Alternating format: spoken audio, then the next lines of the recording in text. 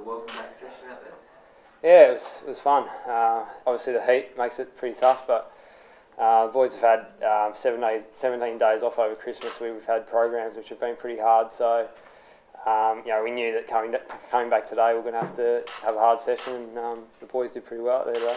Is it hard to keep up with those programs in Christmas time because you just want to relax and do those things? Oh, yes and no. I mean, obviously it's a great time to go back and spend it with your family and have a little bit of a refresher before the season starts. But at the same time, it's a crucial period particularly for guys who need to catch up a little bit and who have had limited pre-season. So luckily we actually haven't got many guys in that boat, and most of the guys have been able to put in the majority of the work. So everyone's in pretty good shape at the moment. Are you being monitored and getting feedback over that period, or is it up to you to maintain those programs?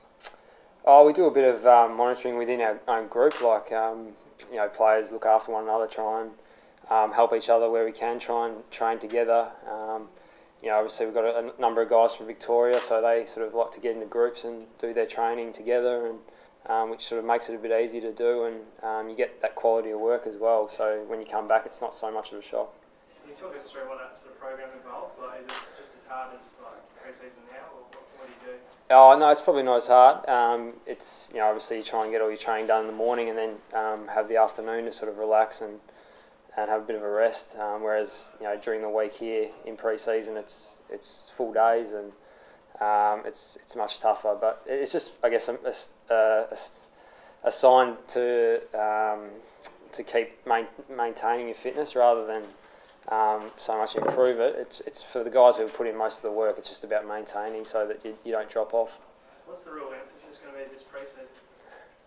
Oh, look, much the same as it was last pre-season. We're working on a lot of our contested ball stuff. Our tackling is something we're really trying to improve. And having seen that, we're really we've ramped up the running probably a bit more this pre-season, and having less time, having that less 2 or 3 weeks, we've had to squeeze a little bit more in to less time. So it's been a really tough pre-season, but as I said before, the boys are in really good shape.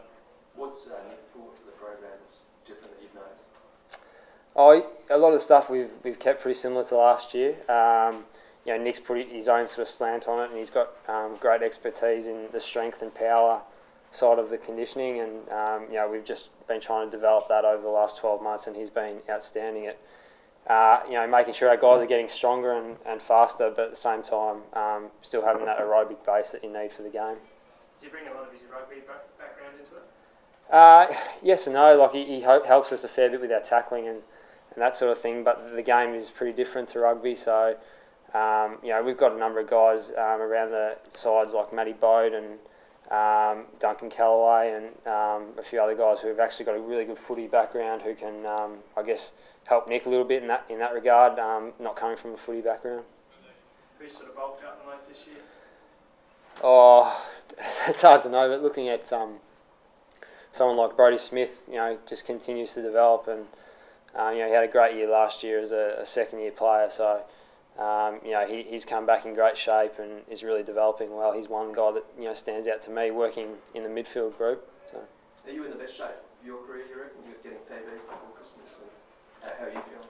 Yeah, look, I feel great. I feel like I've sort of shaken off a lot of injury trouble that I've had, and managed to get a lot of training under my belt, and I think as get a bit older and get a bit more mature, and your body just adapts to it, and you become a bit more hardened, and I'm feeling like I can really attack this year in the best shape I've been in, and that's pretty exciting. Tex Walker's looking pretty big as well. I think he looks like he's stepped on a few, even though he's a man mountain before. Yeah, look, Tex has been flying, and it's been well documented how big and strong he looks at the moment, and he's just at this stage just hopefully managing himself up into the start of the season and get himself in great nick, which sure he is in, and we're looking for a big year for him because we know he's just starting to hit his straps. He's starting to really mature, and he's got the body, he's got the talent, he's got everything. So we just hopefully we can see the best from him this year. Yeah, Sando sort of touched on it, saying that you guys look like tracking to be better than you were at this time last year. Do you agree with that? Yeah, I think so. I think a lot of our conditioning stuff and the physical side of the game we've really improved on in the last 12 months, and I think what Nick's brought to the program has been great. A lot of our guys have great aerobic bases anyway, and they're continuing to work on that. But at the same time, we've had more of an emphasis on getting bigger and stronger, and I think it's really helping our footy. Have you heard from Sando? How's he going? No, I haven't heard from Sando. I think he's back next week, so I'm sure he's having the time of his life over there. What's it like not having a coach around?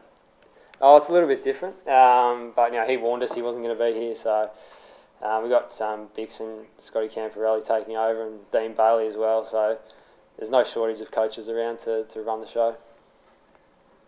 And your own engagement now? You're going to follow down Sando's footsteps? Oh, not for a while, mate. I don't think.